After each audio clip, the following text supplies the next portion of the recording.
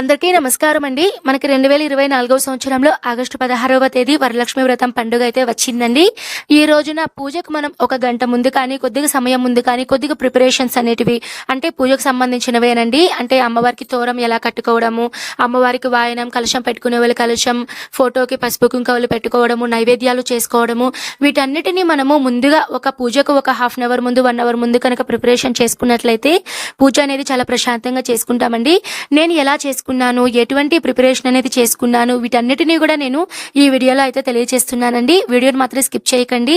Video అనేది కొద్దిగా length ఎక్కువైంది, బట్ ఫుల్ ఇన్ఫర్మేషన్ కూడా నేను ఈ వీడియోలో అయితే అందిస్తున్నానండి. ముందుగా అయితే మనము ఆగస్టు 16వ తేదీ శుక్రవారం కాబట్టి దేవుని పటాలను అలానే ఇంటిని బూజులు దులపడము ఇలాంటివన్నీ కూడా మీరు 15వ తేదీ చేసేసుకోవాలండి. 16వ తేదీన ఉదయాన్నే నిద్ర లేచి తలంటు స్నానం చేసుకొని ఇంటిని వాకిలిని ఒకసారి మళ్ళీ శుభ్రం చేసుకోవాలండి. వాకిట్లో అయితే మనము చక్కగా ముగ్గులతో రంగవల్లికలతో అందంగా మనము చక్కగా అలంకరణ అనేది చేసుకోవాలి. ముందుగా మనము గడప లక్ష్మీదేవి అంటే మన ఇంటి గడప అంటే సాక్షాత్తు మహాలక్ష్మినే కదండి. గడప లక్ష్మీదేవిని మనము చక్కగా కడిగి పసుపు కుంకుమలు అనేటివి పెట్టుకొని, పుష్పాలు అనేటివి పెట్టుకొని, కుదిరిన వాళ్ళు ఇరువైపులా 2 దీపాలను కూడా ఏర్పాటు చేసుకొని, గడపకి మీరు ఇరువైపులా మామిడి తోరణాలు అలానే పుష్పాలతో గడపనైతే మీరు అలంకరణ అనేది చేసుకొని ముందుగా మనం గడప లక్ష్మీదేవికి అయితే నమస్కారం చేసుకోవాలండి. తర్వాత మీరు ఇంట్లో పూజ ఎక్కడ చేస్తారో ఆ ప్రాంతంలో మీరు మొత్తం క్లీన్ అనేది చేసుకొని తర్వాత మీరు ఆ ప్రాంతంలో ఏదైనా సరే అష్టదళ పద్మ ముగ్గు అనేది వేసుకోవాలండి. మనము పూజలో లక్ష్మీదేవి ఫోటోని పెట్టుకుంటాం కాబట్టి లక్ష్మీదేవి ఫోటోని గంధం, పసుపు, కుంకుమ బొట్లతో అందంగా అలంకరణ అనేది చేసుకోవాలి. నేనైతే నా తృప్తి కోసం అమ్మవారికి కొద్దిగా కుంకుమతో చీర అనేది లాగా కట్టుకొని తర్వాత అమ్మవారికి చక్కగా నేను స్టోన్ లేస్తో వీటన్నిటితో చక్కగా అలంకరణ చేసుకున్నానండి. ఎందుకంటే లక్ష్మీదేవి అలంకరణ ప్రియురాలండి. అందుకని అమ్మవారికి ఎంత అలంకరణ చేస్తే అమ్మవారు అంత మురిసిపోతారట అండి. అందుకని నా తృప్తి కోసం నేను ఇలా చేసుకున్నానండి. మీరు కూడా ఇలా చేసుకోవాలి అంటే అలా ఏం లేదండి, మీ ఇష్టం అండి. మీరు చక్కగా పసుపు కుంకుమలు పెట్టుకొని పూజ చేసుకున్నా కూడా చాలా మంచిదండి. తర్వాత ఈ పూజలో ప్రత్యేకంగా మనం ఏర్పాటు చేసుకునేటివి అంటే చాలామంది కామాక్షి దీపం, అష్టలక్ష్మి దీపం, ఉప్పు దీపం, కుబేరు కుంచం ఇలాంటి అలంకరణలన్నీ కూడా చేసుకొని అమ్మవారి పూజలు అయితే పెట్టుకుంటారండి. ఇవి కూడా కేవలం ఆప్షనల్ అండి. మీ దగ్గర ఈ దీపాలు కనుక ఉంటే వీటిని కూడా మీరు అలంకరణ చేసుకొని అయితే పెట్టుకోవచ్చు. అయితే ఈ పూజలో మనం ముందుగా చేసుకోవాల్సిన ఏర్పాట్లు ఏంటంటే అమ్మవారికి తోరం అనేది కట్టుకోవాలండి. తర్వాత అమ్మవారికి మీ శక్తి కొలది వాయనం అనేది ఇవ్వాలి. తర్వాత ముత్తైదువులకు వాయనం అనేది ఇవ్వాలి. తర్వాత కలశం అనేది ఏర్పాటు చేసుకోవాలండి. కలశం ఆనవాయితీ ఉన్నవాళ్ళు కలశం ఎలా ఏర్పాటు చేసుకోవాలో కూడా నేను తెలియజేస్తానండి. తర్వాత మీరు నైవేద్యాలు వచ్చేసి మీరు పూజ అనేది మీరు 10 గంటలకు మీరు స్టార్ట్ చేస్తారు అని అనుకుంటే 10 గంటల లోపల అంటే మీరు 8 గంటలకు మీరు నైవేద్యాలు అనేవి చేసేసుకుంటే సరిపోతుందండి. తర్వాత మీరు నైవేద్యాలు చేసుకున్న తర్వాత అమ్మవారి ఫోటో అలంకరణలు ఇవన్నీ చేసుకోవాలి. ఇప్పుడైతే మొదటిగా నేను తోరం ఎలా చేసుకోవాలో అయితే తెలియజేస్తానండి. ముందుగా ఒక తెల్ల దారం అనేది తీసుకోవాలండి. సన్నది కానీ కొద్దిగా లావుగా పూలు కట్టే దారం కానీ ఏదైనా ఒక దారం తీసుకొని నేనైతే ఇక్కడ 3 పోగులు అయితే తీసుకున్నానండి. ఒక్కొక్క తోరంకి 3 పోగులు అయితే తీసుకున్నానండి. కొంతమంది 5 పోగులు కానీ లేదా 9 పోగులు కానీ మీరు దారం అనేది తీసుకొని వాటికి పసుపు కుంకుమ అనేది పెట్టుకొని ముందుగా పసుపుతో బాగా ఆ తెల్ల దారంకి అయితే మనం పసుపును పూసుకోవాలండి. తర్వాత ఈ తోరం స్పెషాలిటీ ఏంటంటే మనము నవగ్రంథి అంటే 9 ముడులు అయితే మనం వేసుకోవాలండి. ఒక్కొక్కరు ఒక్కొక్క ముడికి ఒక్కొక్క పుష్పం చొప్పున అయితే కట్టుకుంటూ ఉంటారండి. మరి కొంతమంది ఒక్క ముడికి మధ్యలో ఒక పుష్పం పెట్టుకొని మిగతా అటు సైడు 4 ఇటు సైడు 4 అయితే ముళ్ళు అయితే వేసుకుంటూ ఉంటారు. మీరు ఎలా అన్నా సరే తోరం అనేది చేసుకోవచ్చండి. ఒక్కోసారి పుష్పాలు లేకపోయినా కూడా మీరు తోరం అనేది చేసుకోవచ్చు. అయితే మనం చేసుకునేటువంటి తోరంలో 9 ముడులు అనేటివి ఖచ్చితంగా ఉండాలండి. ఇక్కడ 3 తోరాలు అయితే మనం చేసుకోవాలండి. ఒకటి అమ్మవారికి మనం వాయనంలో పెట్టి అమ్మవారికి ఒక తోరం అయితే ఇవ్వాలి. ఇంకొకటి మనం ఎవరైతే పూజ చేస్తున్నారో వాళ్ళు తోరం అనేది వాళ్ళకి సిద్ధం చేసుకోవాలి. ఇంకొకటి వచ్చిన ముత్తైదువుకైతే మీరు తోరం అనేది కట్టాలండి. ఎంతమంది అయినా సరే అండి, మీరు ఒకవేళ 5 మందికి తోరం కట్టాలన్నా కట్టుకోవచ్చు, లేదా ముగ్గురికి కట్టుకోవాలన్నా కట్టుకోవచ్చు. ఏదైనా సరే మీరు బేసి సంఖ్యలో ఉండేలాగైతే చూసుకోండి. ఈ విధంగా అయితే తోరం అనేది కట్టుకోవాలండి. వీటి గురించి నేను ఇంకా మీకు కావాలి అంటే స్పెషల్గా నేను సపరేట్గా వీడియోస్ అనేవి పెడతాను. మీకు ఇంట్రెస్ట్ ఉంటే మన ఛానల్ని ఫాలో అవుతూ ఉండండి. తర్వాత అమ్మవారికి వాయనం అండి. ఈ వాయనం అనేది మీ శక్తి కొలది మీరు ఇవ్వచ్చండి. కొంతమంది వాళ్ళ శక్తి కొలది చీరను, జాకెట్ని అయితే సమర్పిస్తారు. మరి కొంతమంది జాకెట్ని సమర్పిస్తారు. మరి కొంతమంది 2 జాకెట్లు అయితే పెడుతూ ఉంటారు. అది మీ ఇష్టం అండి. మీ స్తోమతను బట్టి మీ ఇష్టానుసారం మీరు ఏవైనా సరే పెట్టుకోవచ్చండి. నేనైతే అమ్మవారికి నిండు వాయనం లాగైతే నాకు తగినట్లుగా నేనైతే పెట్టుకుంటున్నానండి. ముందుగా అమ్మవారికి చీర, జాకెట్టు, తమలపాకులు, వక్కలు, ఎండు ఖర్జూరం, పసుపు, కుంకుమ, బొందారం అండి. ఇవైతే మనకి చిన్న చిన్న కిట్టు రూపంలో అయితే మార్కెట్లో అయితే దొరుకుతాయండి. కుదిరిన వాళ్ళు తెచ్చుకోండి. లేదు అంటే సౌభాగ్య కిట్టు అనేది ఉంటుందండి. అందులో మనకి పసుపు, కుంకుమ, గాజులు, కాటుక, అన్నీ ఉంటాయండి అందులో. అది జస్ట్ మనకి 15 రూపాయలు అయితే పడుతుందండి. నేనైతే ఈసారి అది నేను ఎక్కువ తెచ్చుకోలేదు. నా దగ్గర చిన్న కిట్ అయితే ఉందని ఇది పెట్టుకున్నానండి. ముందుగా అయితే మనం ఈ వాయనంలో ముఖ్యంగా నల్ల శనగలు ముందు రోజు రాత్రే నానపెట్టుకొని ఆ నల్ల శనగలను మనం వాయనంలో అయితే పెట్టాలండి. ఇది మాత్రం తప్పకుండా ప్రతి ఒక్కరూ గుర్తుపెట్టుకోండి. ఒకవేళ రాత్రి నానేయడం మీరు మర్చిపోయిన వాళ్ళు తెల్లవారుజామున మీరు నిద్రలేస్తారు కదండి, 5 గంటలకి లైట్గా గోరువెచ్చని నీటిలో మీరు ఈ నల్ల ముడి శనగలను అయితే మీరు నానపెట్టుకుంటే 10 గంటలు 9:30 లోపల అయితే మీకు ఆల్మోస్ట్ ఆ శనగలు అనేటివి బాగా నానిపోతాయండి. వాటిని కూడా మీరు అమ్మవారి వాయనంలో అయితే తప్పకుండా పెట్టుకోవాలండి. తర్వాత పండ్లు అండి, 2 అరటి పండ్లు కానీ, లేదు అంటే 2 యాపిల్ కానీ, లేదా జామ పండ్లు కానీ ఏవైనా అండి మీ దగ్గర ఉన్నటువంటి పండ్లనైతే 2గా జోడీగా పెట్టాలండి. అరటి పండ్లు కనుక ఇచ్చే పని అయితే అరటి పండు తొడిమలు ఉంటాయి కదండి, అవి మన వైపు ఉండేలా చూసుకోవాలండి. ఎందుకంటే మనం అమ్మవారికి వాయనం ఇస్తున్నాం కాబట్టి ఆ తొడిమలు అనేటివి మన వైపు ఉండేలాగైతే చూసుకోవాలండి. ఇక్కడ అయితే చాలా మందికి ఒక సందేహం వస్తుందండి, అరటి పండ్లు లేవండి, మరి మేము ఏ పండ్లన్నా పెట్టుకోవచ్చు అంటే ఏవైనా పెట్టుకోవచ్చండి. ఒకవేళ మీ దగ్గర ఏ పండ్లు లేవు అనుకున్న వాళ్ళు అమ్మవారికి తమలపాకులు, వక్కలు, 2 ఎండు ఖర్జూరం కానీ, లేదా 2 పసుపు కొమ్ములు కానీ మీరు ఆ వాయనంలో అయితే పెట్టి ఇవ్వండి అమ్మవారికి. ఏది చేసినా సరే మీరు పూర్తిగా భక్తితో మీరు అమ్మవారికి మీరు సమర్పిస్తే తప్పకుండా ఆ తల్లి అనుగ్రహం అయితే ఉంటుందండి. ఇప్పుడైతే మనకి అమ్మవారికి వాయనం ఇచ్చే పద్ధతి అయితే అయిపోయిందండి.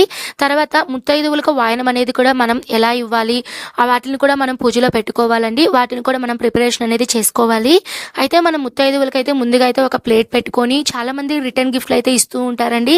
అది కేవలం ఆప్షనల్ అండి. ఒక్కొక్కరి స్తోమతను బట్టి వాళ్ళు రిటర్న్ గిఫ్ట్ అయితే ఇస్తుంటారు. సాంప్రదాయ పద్ధతిలో ఎలా ఇవ్వాలో అయితే మాత్రమే నేను చూపిస్తానండి. ఒక జాకెట్ అయితే పెట్టుకోవాలండి. నలుపు రంగు జాకెట్ అయితే అస్సలు ఇవ్వకూడదండి. నలుపు కాకుండా మిగతా ఏ రంగైనా సరే, ఎరుపు కానీ, పసుపు కానీ, బ్లూ కానీ, పింక్ కానీ, ఎల్లో కానీ ఏదైనా సరే మీరు వాయనం కింద అయితే జాకెట్ అయితే ఇవ్వాలండి. తర్వాత తమలపాకులు, వక్కలు, పసుపు, కుంకుమ, బొందారం, గాజులు, ఒక్కొక్కరు గాజులు 4 గాజులు చొప్పున ఇస్తూ ఉంటారండి. మరికొంతమంది డజన్ గాజులు, అది కూడా కేవలం ఆప్షనల్ అండి.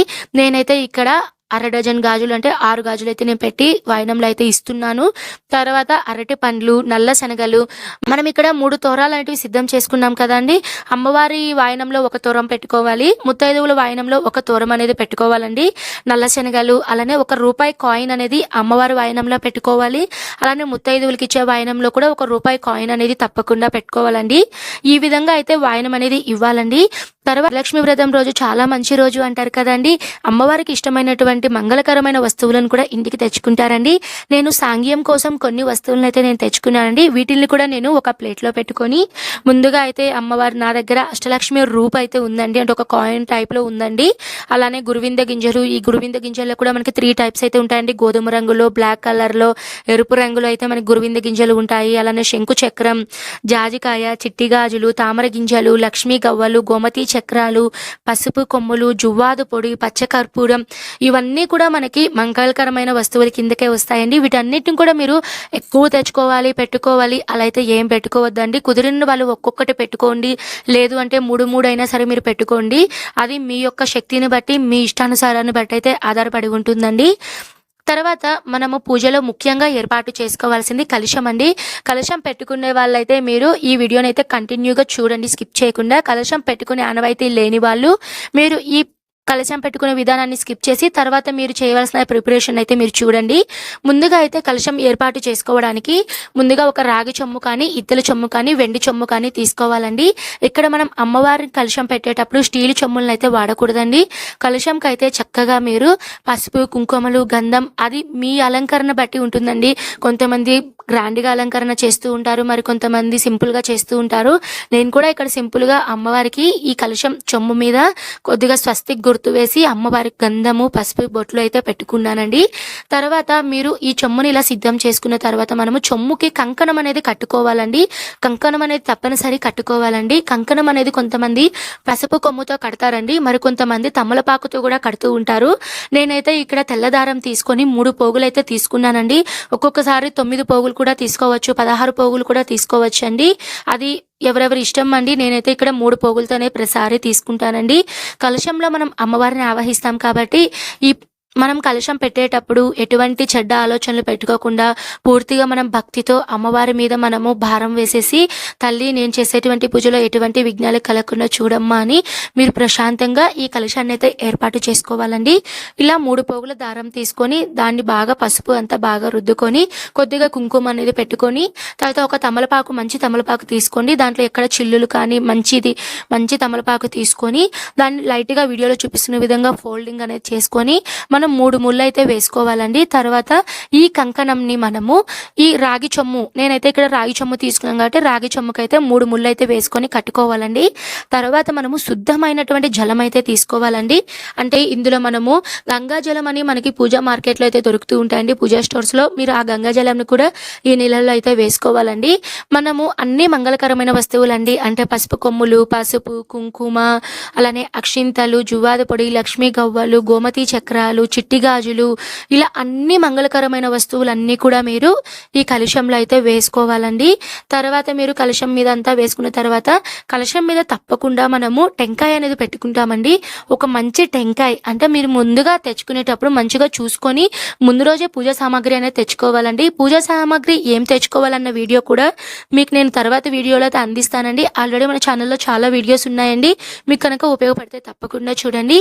ఈ పూజా సామాగ్రిని కూడా మీరు ముందుగా తెచ్చేసుకుంటే మీకు ఈ పనులన్నీ కూడా పూజ చేసుకునే టైంలో, ప్రిపరేషన్ టైంలో వెతుక్కోవాల్సిన పని లేకుండా ప్రశాంతంగా మీరంతా ప్రిపరేషన్ ఈజీగా చేసుకోవచ్చు. తర్వాత మీరు ఈ టెంకాయనైతే తీసుకొని నేను చేసే విధానం అయితే నేను చూపిస్తున్నానండి. కొద్దిగా మంచి నీళ్ళని తీసుకొని ఆ టెంకాయని మొత్తం కూడా నేను లైట్గా తడుపుకున్నానండి. తర్వాత వడగట్టుకుంటాం కదా అండి జల్లిడిలాగా స్మాల్ది, అదైతే నేను తీసుకొని దాని మీద అయితే పసుపు తీసుకొని ఆ పసుపుని మొత్తం కూడా నేను టెంకాయ మీద మొత్తం చల్లుకున్నానండి. చూడండి ఎంత నీట్గా పర్ఫెక్ట్గా అయితే వచ్చిందో. ఇలా అంతా చల్లుకున్న తర్వాత మీరు ఆ కలశం మనం సాక్షాత్తు అమ్మవారిగా భావిస్తాం కాబట్టి అమ్మవారికి తిలకం అనేది పెట్టుకోవాలండి. ఒక్కొక్కరు డిఫరెంట్ మోడల్స్లో పెట్టుకుంటూ ఉంటారు, అది మీ ఇష్టం అండి. మరి కొంతమంది కుంకుమతోనే ఒక నామం అనేది కింద బొట్టు అనేది పెట్టుకుంటూ ఉంటారు, ఎలా అన్నా పెట్టుకోవచ్చండి. చెప్పాను కదా, మీరు భక్తితో మీరు పెట్టుకొని పూజ చేసుకుంటే చాలు. నేనైతే ఇక్కడ తమలపాకు తీసుకొని కొద్దిగా అమ్మవారికి నామం కింద బొట్టు వచ్చేలాగా, అంటే అమ్మవారిని పెళ్లి కూతురులాగా అమ్మవారికి తిలకం, కళ్యాణ తిలకం అంటాం కదండి, అలా అయితే నేను చేసుకున్నానండి. అలా అయితే తమలపాకును లైట్గా కట్ చేసుకొని ఆ షేప్ వచ్చేలా చేసుకొని ఆ టెంకాయ మీద పెట్టుకొని ముందుగా గంధం పెట్టుకొని తర్వాత కుంకుమ అనేది పెట్టుకున్నానండి. ఎందుకు గంధం పెట్టుకున్నానంటే గంధం మీద కుంకుమ పెడితే స్టిక్ అనేది ఎక్కువ ఉంటుందండి, అంటే ఎక్కువసేపు మనకి అది రాలిపోకుండా మనకి ఆ బొట్టు అనేది ఆ టెంకాయ మీద నిలుస్తుంది అని చెప్పనేసి నేను అలా పెట్టుకున్నానండి.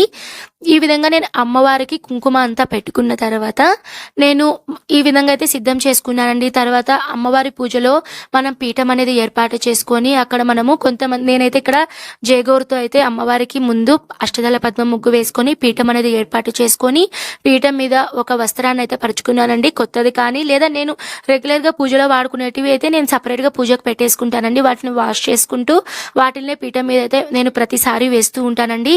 కొత్తదే కొని వేయాలి అనేది ఏం లేదంటే ఉంటే వేసుకోండి, లేదు అంటే మీరు రెగ్యులర్గా ఏది వాడతారో అది మాత్రమే మీరు ఆ పీఠ మీద అయితే వేసుకోండి. ఇలా అయితే వేసుకున్న తర్వాత అమ్మవారి ఫోటోకి చక్కగా అలంకరణ చేసుకున్నాం కదండి, అమ్మవారి ఫోటోని అయితే పూజలో పెట్టుకోవాలి. తర్వాత కలశం పెట్టుకునే వాళ్ళు ఒక్కొక్కరు ఒకలా పెట్టుకుంటారండి. నేనైతే కింద తమలపాకులు పెట్టుకుని దాని మధ్యలో ఒక చిన్న ఇత్తలి తాంబూల తట్టు అయితే పెట్టుకొని దాంట్లో 3 దోసిళ్ళ బియ్యం అయితే వేసుకున్నానండి. తర్వాత ముందుగా మనం సిద్ధం చేసుకున్నాం కదండి రాగి చెమ్ము, టెంకాయ, వీటిని పెట్టుకోవాలండి. రాగి చెమ్ములో అన్ని మంగళకరమైన వస్తువులు వేసిన తర్వాత మీరు ఇక్కడ తమలపాకులు కానీ లేదా మామిడాకులు కానీ ఏవైనా సరే మీరు 5 కానీ 9 కానీ 7 కానీ 3 కానీ ఇలా ఇన్ని ఆకులు మాత్రమే తీసుకోవాలండి. ఇక్కడ ఏ ఆకులు పెట్టాలండి, ఖచ్చితంగా మామిడాకులే పెట్టాలా తమలపాకులే పెట్టాలంటే అలా ఏం లేదండి. ఏదైనా పెట్టుకోవచ్చండి. తమలపాకులు కానీ పెట్టుకోవచ్చు, మామిడాకులు కానీ పెట్టుకోవచ్చు. నా దగ్గర మామిడాకులు అయితే ఉన్నాయండి ఫ్రెష్గా, అందుకని పెట్టుకున్నాను. తమలపాకులు కూడా పెట్టుకోవచ్చండి.